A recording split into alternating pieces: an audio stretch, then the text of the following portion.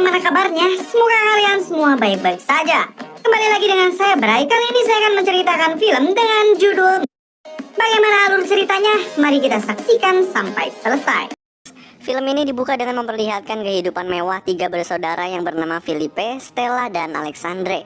Mereka bertiga selalu hidup mewah dan menjadi manja karena kekayaan ayahnya yang bernama Francis. Anak pertamanya, Felipe, itu sangat menyukai pesta, tetapi dia nggak tahu caranya bekerja. Bahkan, dia sering memberikan proposal bisnis yang konyol kepada Francis, sampai Francis pun sudah muak. Anak kedua, Stella. Dia sangat suka berbelanja dan sering berperilaku sewenang-wenangnya kepada orang-orang yang bekerja dengannya. Stella juga memiliki kekasih yang pengangguran yang bernama Juan Carlos. Nah, anak ketiga, yaitu Alexandre, dia ini suka bolos kuliah dan dia tuh nggak mau bekerja. Pada hari ulang tahun Stella, dia mengadakan pesta di rumahnya dengan mengundang banyak orang dan mempekerjakan banyak pekerja. Di sana dia sempat-sempatnya memarahi pekerjaannya hanya karena masalah sepele, dan hal itu juga mengantarkannya kepada pertemuannya dengan pekerja lamanya yang seumuran dengannya yang bernama Matias. Dari sini kita dapat ketahui kalau ibu tiga bersaudara ini sudah lama meninggal dan Francis tuh nggak pernah sehari pun melupakannya. Nah, Francis kemudian datang ke pesta Stella dan di situ dia melihat tingkah konyol Juan yang nggak dia sukain. Setelah itu, Stella menyadari kedatangan Francis dan dia langsung ngajak Juan untuk bertemu dengan Francis. Di sana, Juan mengatakan kalau dia dan Stella akan menikah. Francis pun bertanya mengenai pekerjaan dan uang yang dimiliki Juan. Tapi karena Juan ini pengangguran, dia pun nggak bisa menjawabnya. Juan juga mengatakan kalau kekayaannya sebenarnya tuh tertahan karena krisis ekonomi di negaranya, dan Stella malah mengajukan diri untuk membiayai kehidupan mereka nantinya. Setelah mendengar itu, Francis langsung gak menyetujuinya, tapi Stella yang keras kepala tetap pada pendiriannya, yaitu menikah dengan Juan. Bahkan dia mengumumkan pernikahannya di pestanya. Setelah Francis melihat itu, dia mendapat telepon dari anak buahnya mengenai Felipe yang gak mengerjakan pekerjaannya dan malah berpesta. Gak selesai di situ, Alexandre juga terlibat masalah dengan rektor kampusnya. Nah, Francis yang mendengar semua masalah itu pun terkena serangan jantung dan pingsan. Keesokan paginya Francis terbangun di rumah sakit dengan semua anaknya berada di sana dan juga terdapat temannya yang bernama Ferruccio. Bangunnya Francis disambut dengan pertengkaran sepele anak-anaknya yang membuatnya tambah stres lagi. Karena itu Ferruccio menyuruh mereka semua keluar agar Francis dapat beristirahat. Nah, sebelumnya Ferruccio ini sempat bertanya kepada Francis mengenai pendapat almarhum istri Francis jika melihat anak-anaknya sekarang ini. 2 bulan kemudian, Felipe, Stella, dan Alexandre datang ke rumah dengan marah mencari Francis karena semua kartu dan handphone mereka nggak ada angin, nggak ada hujan, diblokir. Saat mereka mencari Francis, tiba-tiba terdengar siren polisi mengepung rumah mereka. Mereka melihat gerombolan polisi datang untuk menggeledah rumah tersebut, dan mereka yang nggak tahu apa-apa cuma dapat bersembunyi. Tapi tiba-tiba Francis datang dengan senapannya menyuruh mereka semua keluar lewat pintu belakang. Di perjalanan, mereka melihat mobil-mobil mereka disita oleh polisi. Nah, setelah keluar dari rumah, Francis menodong senapannya kepada pengendara mobil yang lewat dan mengambil mobil itu untuk dinaiki bersama anak-anaknya. Di mobil, anak-anaknya meminta penjelasan mengenai semua yang sudah terjadi. Francis mengatakan kalau perusahaannya ini sedang bermasalah karena terdapat penipu yang mengakses rekeningnya dan dananya disalahgunakan. Semua uangnya dibekukan dan polisi dapat memenjarakan mereka semua karena penipu itu. Mereka semua kemudian menuju ke Marseille, yaitu daerah kumuh, dan Francis menyuruh mereka semua untuk jangan memberitahu masalah ini kepada siapapun, termasuk pacar dan teman. Dia lalu membuang seluruh handphone ke jalanan agar nggak bisa dilacak oleh polisi. Di Marseille, mereka tinggal di rumah ayahnya Francis dulu yang udah kumuh dan nggak terurus. Di sana, mereka mencoba bertahan hidup. Francis mengatakan kalau mereka semua harus berusaha mendapatkan uang dengan bekerja, yaitu hal yang belum pernah mereka lakukan sebelumnya. Besok paginya Francis membangunkan anak-anaknya yang gak pernah bangun pagi sebelumnya untuk mencari pekerjaan agar bisa mendapatkan uang untuk bertahan hidup. Sedangkan Francis menjaga rumah karena dia takut dikenali oleh polisi. Alexandre mencoba pergi ke sebuah kontraktor untuk meminta pekerjaan, sedangkan Stella berkeliling pasar dan Felipe mendatangi temannya untuk meminjam duit. Sayangnya semua yang mereka lakukan gak berhasil.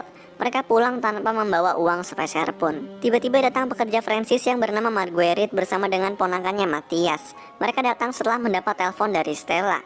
Marguerite membawakan mereka pakaian dan spray untuk mereka bertahan hidup. Marguerite kemudian mengatakan kalau dia bisa menjamin kebebasan mereka dengan tabungannya, tetapi Francis menolaknya. Francis yakin kalau anak-anaknya bisa mendapatkan pekerjaan. Di situ Matias mengatakan kalau di tempat dia bekerja terdapat lowongan sebagai pelayan, dan kalau Stella tertarik dia bisa datang mencobanya. Keesokan harinya mereka kembali mencari pekerjaan. Filipe datang ke sebuah perusahaan pencari pekerja, di mana di sana dia memberikan spesifikasi tinggi di luar kemampuan perusahaan, dan perusahaan tersebut pada akhirnya menemukan pekerjaan yang cocok untuk Filipe, yaitu tukang beca. Sementara itu Stella mencoba datang ke tempat yang diberikan Matthias, di mana di situ dia diterima. Hari pertama mereka nggak berjalan lancar, tapi mereka dapat bertahan. Di sisi lain, di rumah, Francis kedatangan Ferruccio yang membicarakan bisnis, dan Ferruccio membawakan Francis lobster untuk dimakan. Kemudian tiba-tiba Francis merasakan ada hal yang aneh dari dalam rumah, dan dia pun langsung memeriksanya, dan ternyata menemukan adanya Alexandre di sana.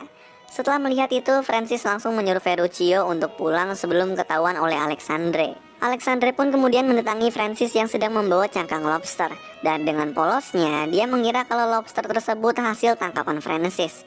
Alexandre yang gak mau mencari pekerjaan pun semakin yakin kalau dia dapat hidup tanpa bekerja karena alam akan memberinya makan. Sepulangnya Filipe dan Stella dari bekerja, uangnya langsung diberikan Francis, dan Francis membagi uangnya itu untuk makan malam dan untuk memperbaiki rumah. Francis juga mengatakan kalau Alexandre gak mencari kerja dan tetap berada di rumah. Filipe dan Stella yang mendengar itu pun sangat marah.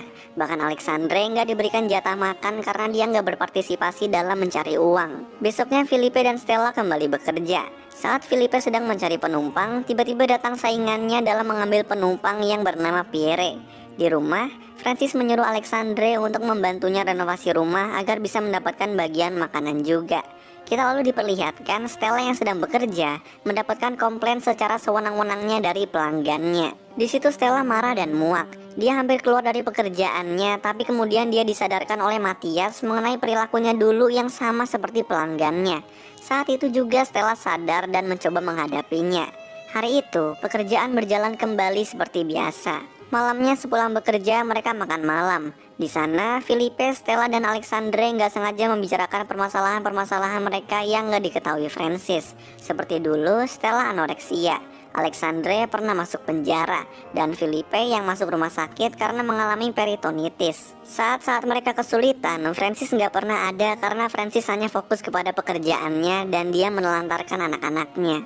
Paginya, Filipe yang sedang menarik beca berpapasan dengan Pierre. Di sana, dia pun mengatakan kepada Pierre untuk jangan merampas penumpangnya lagi, tapi Pierre nggak terima. Mereka pun bertengkar sampai tiba-tiba Pierre menginjak sepatu Air Max Filipe dan dapat diketahui kalau ternyata sepatu Filipe itu dibeli dari toko online milik Pierre. Karena hal itu, tiba-tiba mereka pun menjadi dekat. Kehidupan mereka yang tiba-tiba miskin ini semuanya menjadi lebih baik. Keluarga mereka menjadi semakin dekat dengan berbagi cerita-cerita yang sebelumnya belum pernah mereka ceritakan. Pekerjaan mereka semua juga berjalan dengan baik.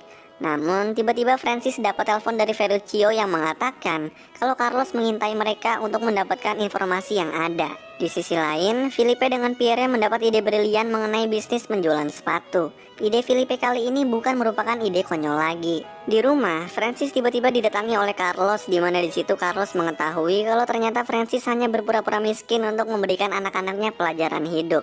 Francis menawarkan uang agar Carlos mau tutup mulut dan pergi dari kehidupan Stella. Tetapi Carlos menolaknya karena dengan menikahi Stella, kekayaannya akan lebih banyak lagi. Belum selesai bernegosiasi, tiba-tiba datang Filipe, Stella, dan Alexandre melihat Carlos. Carlos pun langsung mengaku-ngaku kalau dia menjaminkan propertinya untuk menebus utang Francis kepada negara, sehingga mereka semua dapat kembali ke kehidupan lamanya. Setelah kembali, Francis terus memikirkan perbuatannya dan pada akhirnya dia memutuskan untuk menceritakan seluruhnya dengan jujur kepada anak-anaknya. Hal itu dilakukannya agar Stella tahu kalau Carlos itu pembohong.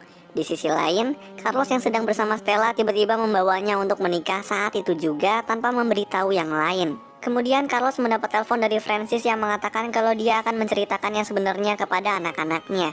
Di situ, Francis juga baru tahu mengenai rencana busuk Carlos yang akan menikahi Stella saat itu juga demi harta. Francis langsung buru-buru menyusul Carlos dan Stella bersama dengan Filipe dan Alexandre. Untungnya, mereka berhasil datang sebelum pernikahan disahkan. Di sana Francis membeberkan mengenai kebohongan Carlos dan untungnya Stella percaya kepada Francis sehingga Stella akhirnya membatalkan pernikahannya. Nah, setelah itu Francis baru memberitahu semuanya dengan jujur dan belak-belakan. Namun hal itu malah membuat anak-anaknya sakit hati dan merasa dibohongi. Saat itu juga Francis kehilangan anak-anaknya. 9 bulan kemudian, Francis hanya seorang diri di rumah karena anak-anaknya semua pergi dari rumah itu. Dia pun merasa kesepian. Lalu Ferruccio, tanpa sepengetahuan Francis, mengantar Francis menemui anak-anaknya yang ternyata berada di rumah Marcelnya. Dapat diketahui kalau Alexandre bekerja sebagai pekerja bangunan, Stella tetap menjadi pelayan, dan Philippe berhasil berbisnis dengan Pierre. Hari itu bertepatan dengan ulang tahun Stella. Francis datang membawa bunga yang diberikan Ferruccio untuk diberikan kepada Stella sebagai hadiah. Suasana saat Francis datang menemui anak-anaknya pun sangat canggung. Francis di situ mengaku menyesal dan anak-anaknya pun memaafkannya. Mereka pun kemudian melaksanakan acara ulang tahun Stella bersama-sama. Lalu film pun selesai. So, itulah alur cerita film Spoiled Brats.